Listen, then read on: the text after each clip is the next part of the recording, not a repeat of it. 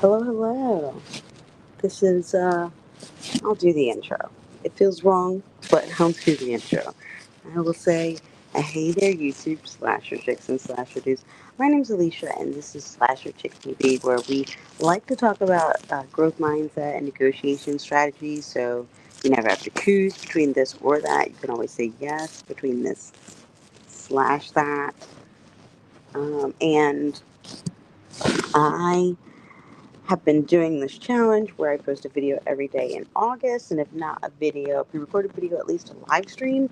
And yesterday I missed the day. I missed August 24th. Can you believe that? And I'm giving myself some grace for missing August 24th because one of the reasons I missed it is because I was at my cousin's wedding. I was having some great family time, but it doesn't change the fact that I've I missed it.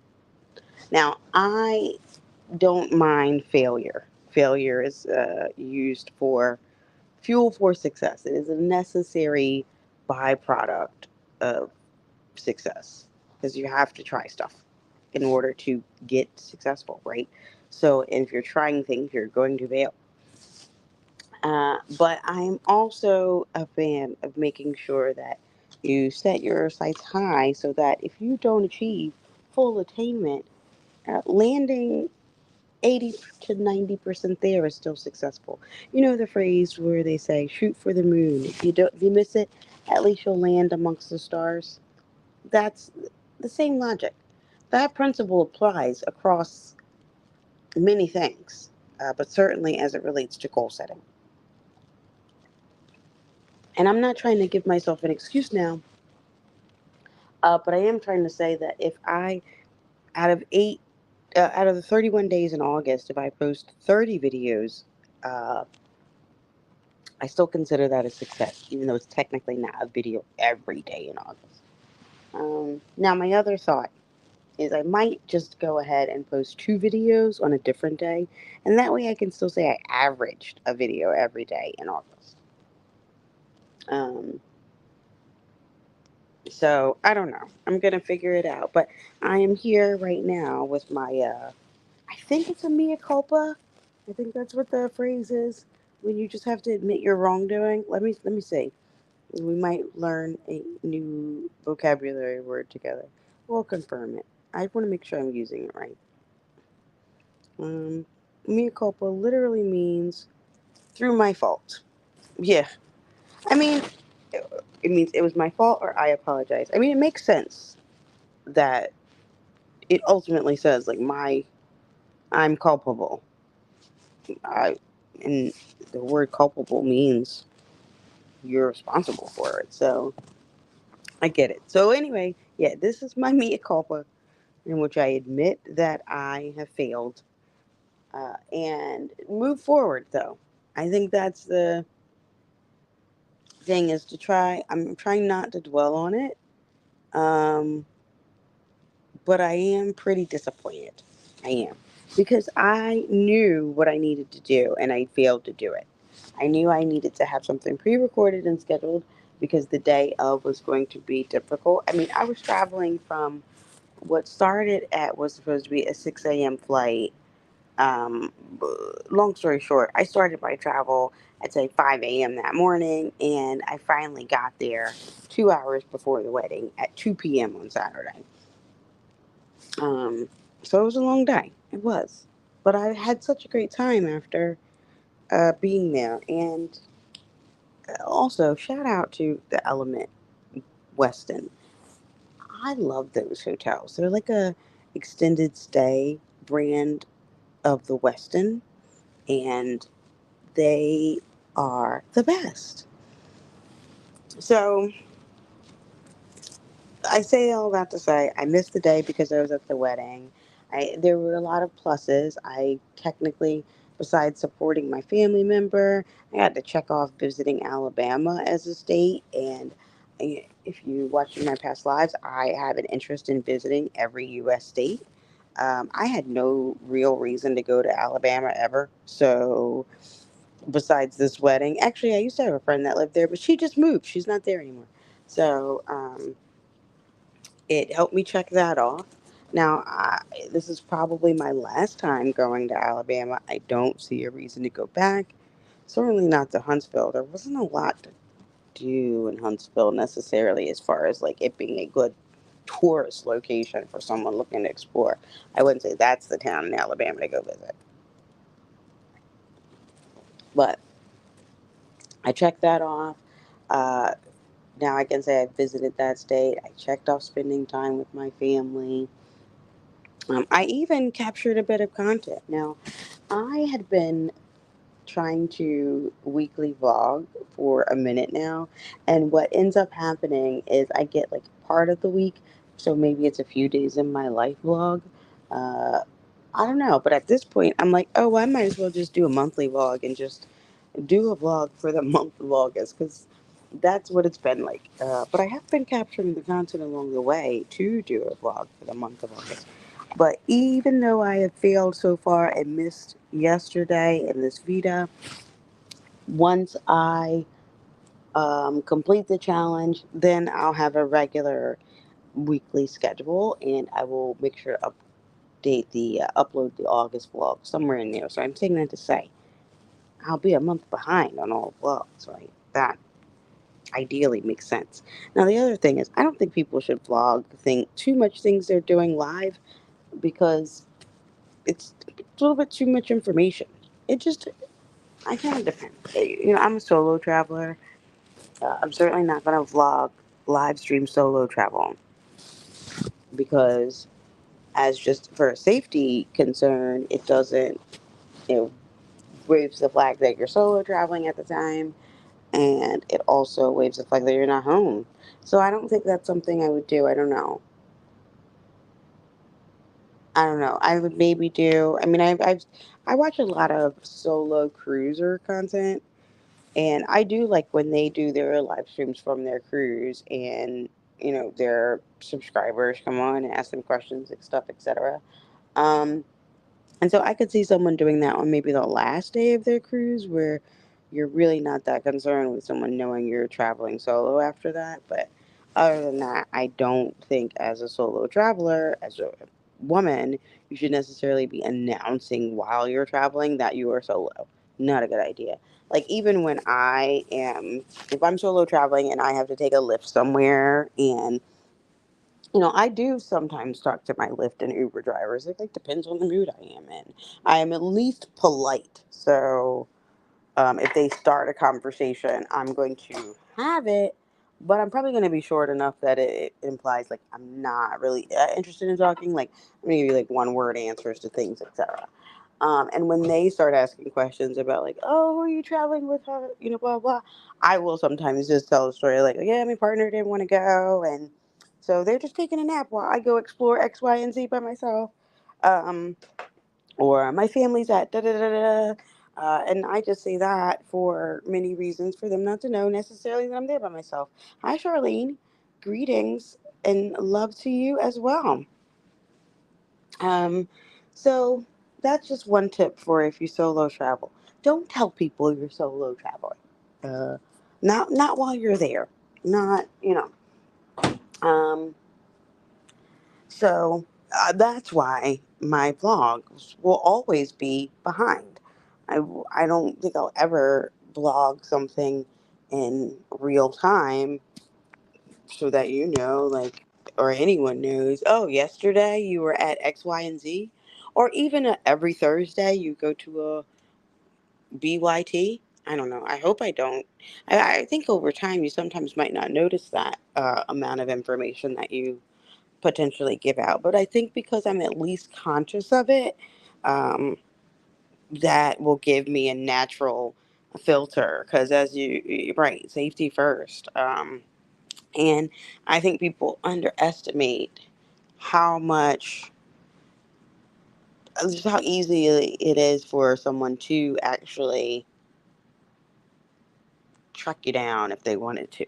Um, and that's without you giving them too much information. It's already easy. So yeah, that's why my blogs will always be behind, and I will eventually upload an August vlog on and it probably will still be a few days of my life because I didn't vlog every single day in August. I just vlogged, when there was things that felt vlog worthy and were enjoyable. Now today, one of the things I don't know how much footage I got because I was so excited. I found a new thrift store today. And I got a formal dress and a new pair of shoes to go with said dress out of the thrift store, which is perfect in time for I have a black tie wedding, which I think this is actually my first black tie wedding where you're like expected to wear a formal floor length dress. Um, and that's in October, and I had no idea what I was going to wear. And now that I went to the thrift store today, I think I found my thing. Now, I haven't tried it on yet, so I don't actually know that it fits. And my intention is actually to dry clean it first and then try it on. Now, I'm not that much of a germaphobe that I won't have to wash my thrift store stuff before I'll even try it on.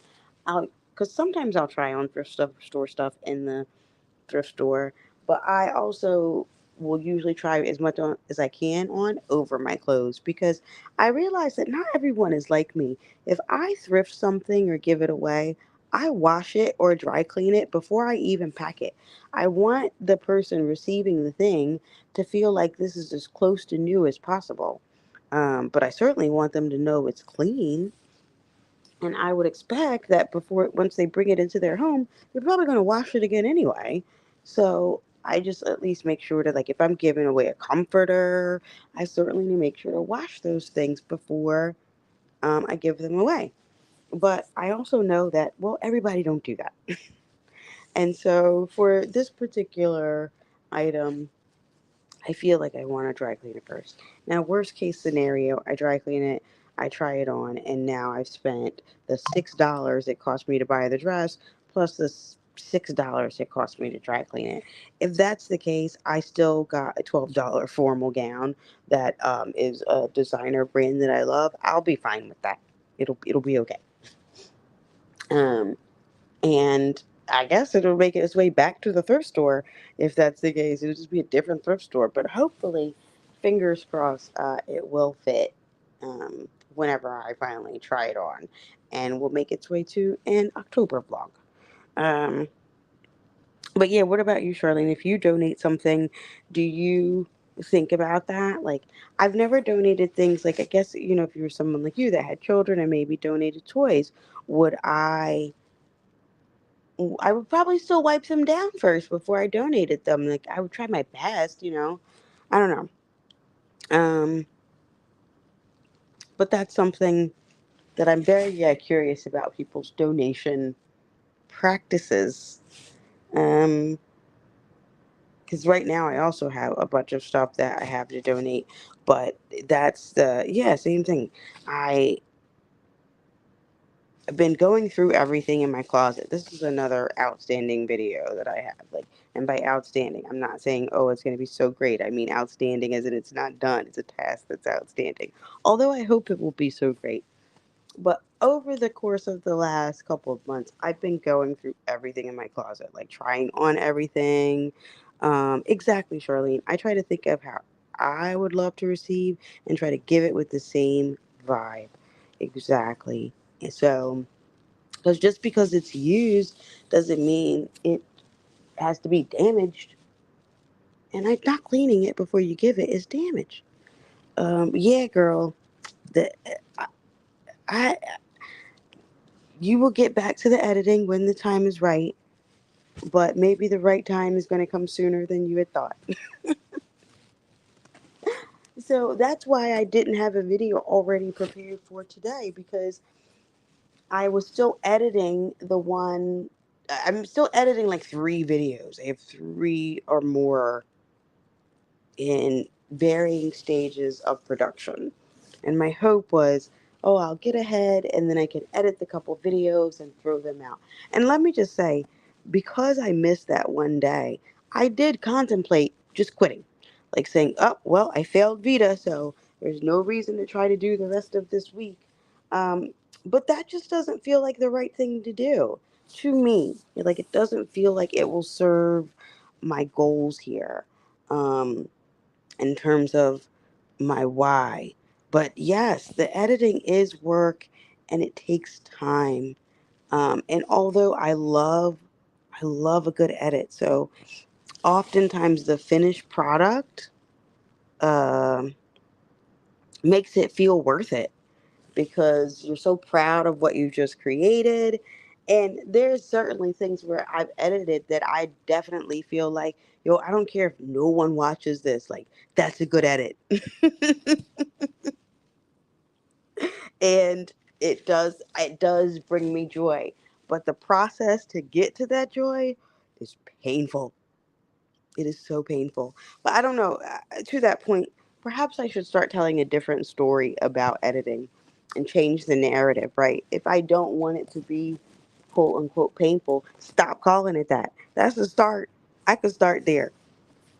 Um, but yeah, I'm just going to restart from where I am, um, and keep going. Like you said, Jordan, I'm going to keep going. Like I said, I might do 2 videos, and then I can still say technically by doing an extra video one day that I did a video every day in August because it'll average out. Or, I could just acknowledge that I failed a video every day in August and call it a video almost every day in August. There's that too. But one way or another, I had to keep at it and at least try to get through the end of this week. And then I will start fresh in September with a new schedule of what will be my ongoing schedule. Um, yeah. Now, I guess I don't know about you, Charlene, because I find this hard to do too. It would be one thing if you could, like, I can't put 20 minutes aside and say, like, oh, I have 20 minutes right now. Let me do a little bit of editing. Like, editing for me feels like the kind of thing that I need to be fully and wholly dedicated to it at that moment. I can't have someone distracting me. I can't have interruptions. Um, And so that's why it's not something that, like, in many of the other things it takes to create content, you can, I can draft notes for a script here and there. Um, I can record part of a video here and then record another part later. Like I can split those things up. But the editing, yeah, that's in the zone time. That's like block everything else out. Let's go. Um, and so I hear you. I think that's a great idea, though, Charlene, about lives and shorts are it for now for you because that's the kind of content right now that you can make sustainable, that doesn't create an undue burden for you and will make you not like it because it feels stressful and frustrating every time you try to go do it.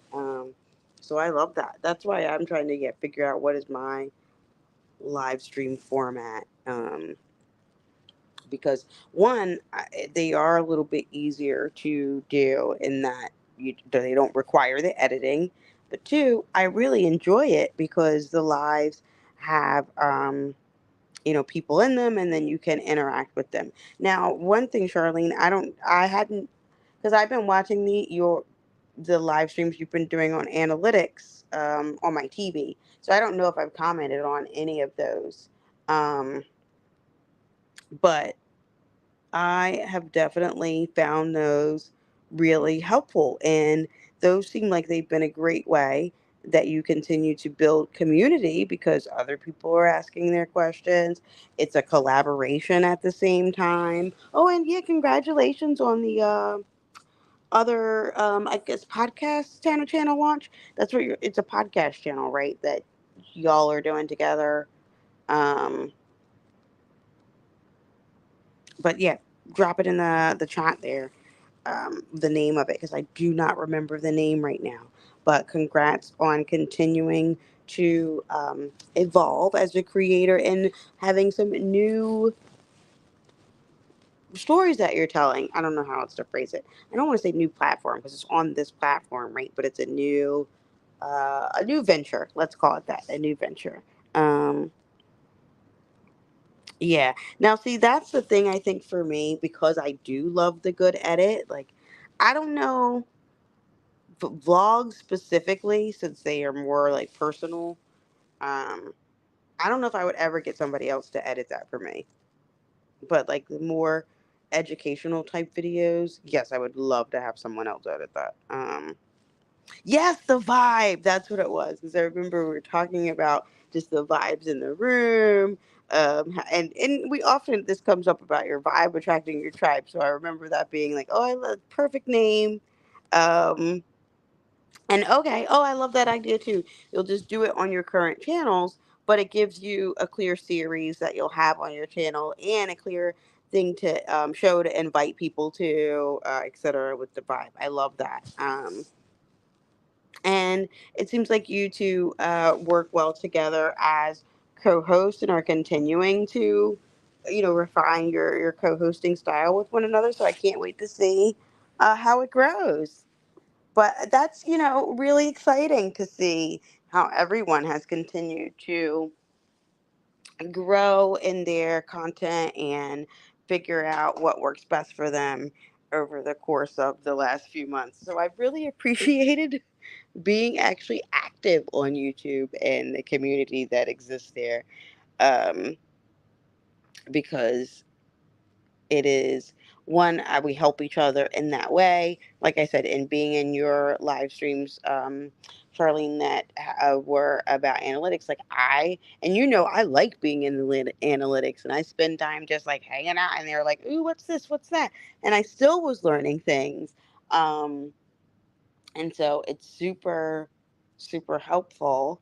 And you just, like I said, I don't know if I've even commented on this, so you just never know who might be watching and how you might be helping someone, which makes it all worth it, and why people should do something. And yes, you can meet some amazing folks on here. um, but I have a when I was at the wedding with my cousin. So because I'm in Philadelphia, and my city is, it, it's interesting, okay? And there's a lot of ratchet things that go on in my city that I might like tell my family about in the family group chat, or etc. When I'm, see it when I'm walking down the street. I'm not putting it on my YouTube channel. So my cousin, though, he's always like, if I'm telling him about, like, yeah, I just randomly saw this crazy fight where somebody tried to hit a dude with a skateboard. Like, he's like, oh, you should have recorded it and put it on your YouTube channel. I'm like, bruh, that's not the type of content I create. He's like, but it'll get views. And I'm like, but that's not, that's not what I'm looking for. It's just random views. I'm trying to actually, create things that add value and build community. And listen, for some people, those things are entertaining, so they do add value. It's just not what I'm trying to do. And I was explaining to him that the things that give me the most joy are someone saying things like to me, like, "Oh, I started using ChatGPT because I saw how easy it was when you did it," or um, when I was talking the other day about how I don't encourage women to apologize in the workplace, like say use an affirmative and say thank you for the thing, but you're not sorry, so don't say sorry. Like if I hear somebody saying, "Oh yeah, I started using this, that, or the other that you shared, and this is how it's impacted me or changed things for me," that's the fulfillment that I get. If the numbers don't reach thousands in order for that to happen, then so be it. But that's what the joy is. Um, but in terms of the what I was saying about being able to learn from one another in community, Charlene says it was learning for me too about her analytics lives. Now I have more focus on what time to drop my shorts and bids, so I'm watching to see the results after a week. That's great. It helps you even refine your experiments.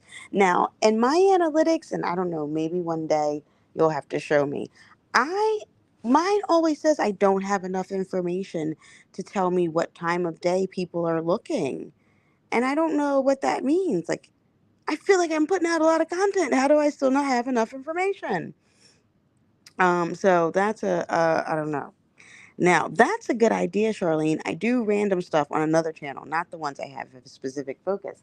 I don't have another channel for random stuff. And maybe that's what I should eventually do. Or maybe that's what this one will become. Um, because the more I've done these live streams where I call them progress over perfection, right? I really have been thinking about, should I just have a progress over perfection podcast channel and only do that there? Um, so I don't know, but that's a really, I'm gonna have to think about that because that just seems like a really viable tactic to achieve a couple of different things. So yeah, that's why the challenges have been so appealing to me. It's like you can test on one or a couple of things within that time frame. Like, right, my test on the live stream challenge was to see one, what that would do to watch time, because I know when I was previously on YouTube, like years and years ago, live streams were exponential in terms of watch time hours compared to videos. I do think they've adjusted it to this point, but like I did a live stream the other day that I was on for a half an hour. I had two people in it for that half an hour consistently, and that was an hour watch time. um and so that's how live streams do benefit you, is that you're getting the watch time for each individual in that one swoop versus over time with them ideally suggesting the video. um Oh, okay. See, look at that. Look what I just learned something new from you again. I'm like, yeah, I have a lot of videos. No, I don't. I do not have a lot of videos then. Thank you for shifting my perspective and reality checking me. I appreciate that information. But yeah, I love that about the lives. And one thing about the doing the challenge over, like the live stream challenge over 90 days, it gave me time where I could maybe test a couple of different things over that 90 days within a live stream format. um and then now in doing the video every day in August, that's kind of where I've been yet, kind of seeing what does it look like as far as different times of day. It gives me that. I've been trying to test that with my shorts too. Now, that's a good idea with the dropping the shorts daily. And I'm curious, now that you've started dropping shorts daily, is there anything you've noticed yet that it does differently with your channel? One thing that's definitely something I learned when I first started doing the live stream challenge, or basically when I came back to YouTube, I was anti shorts. I had no intention of doing shorts. I had bought into the idea that like there was a lot of videos going around at the time of creators saying shorts ruin your channel. And that might be so if you are a very large channel, and then maybe because short seems to be a great way to introduce you to new audiences, right? But could it mess up your retention numbers if you are a channel that already has really great retention on your long form videos with your great audience, and now these new people are coming in contact with your content and they're like, what is this? This isn't me. Yeah, it could, do that. But for, I think, smaller channels, shorts are absolutely necessary to increase the awareness of your channel. Um, so, I just realized, hold on.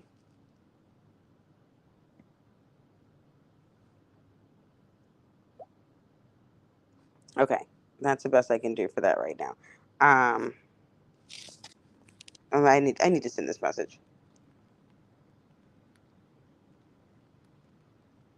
Uh, okay, that was someone that cares for me, making sure I made it home safely. And I thought I had told them that I made it back from Alabama. Apparently, I had not. So, I had to pause it here to say, let them know, because I love the fact that someone cares enough about me to text me like, "Girl, is you safe?" um, that is a blessing. That is a gift. And I recognize not everybody has community and love like that. So, I also am taking this moment to say a little prayer for anybody that doesn't. I hope they all do.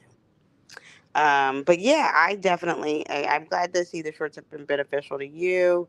But I'm curious, yeah, if that's how you've seen them be beneficial, about more awareness, or you've seen them be beneficial in even a different way.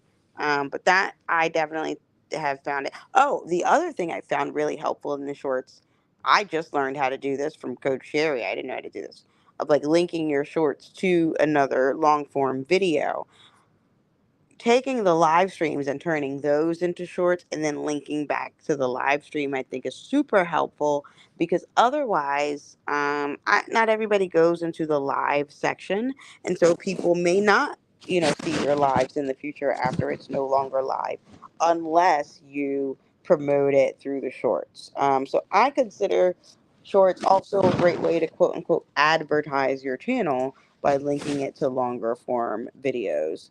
um, Yes, I do know that, Charlene. That's another reason why I'm like, I say it meaning podcast style, in terms of like I'm just sitting here talking, but I have not turned on the podcast tab and then moved any of the videos into the podcast tab. So you know what? I'm going to take that as a sign and listen to your advice and make that the thing I make sure to do this week as far as cleaning up my channel, is go ahead and do the right thing. Exactly. I know. I'm gonna get it together. Um, but yeah, now since they made that available, the linking it is like an absolute must. But I appreciate you giving me that live feedback as well. Like, in case you didn't know, you do not even have this thing set up right. I did know. I just have made an. I don't. You know what? There's no excuse not to do it. It hasn't been prioritized. But if I was about to say, "Oh, this is what I haven't did," it would be an excuse right now. So by the next time I am doing one of these podcast type live stream style things, I will make sure to have said tab. So and that is another benefit of the YouTube community, is they will help you stay accountable. Okay, the YouTube community is one of the best accountability partners one could ask for, especially if you were trying to change something in your life or grow. I personally think so. So, or learn something new. So I encourage people to start a YouTube channel so that you can learn and grow with others and have a accountability partner when you need it. Um, so I want to thank you for being here as I try to pick myself back up.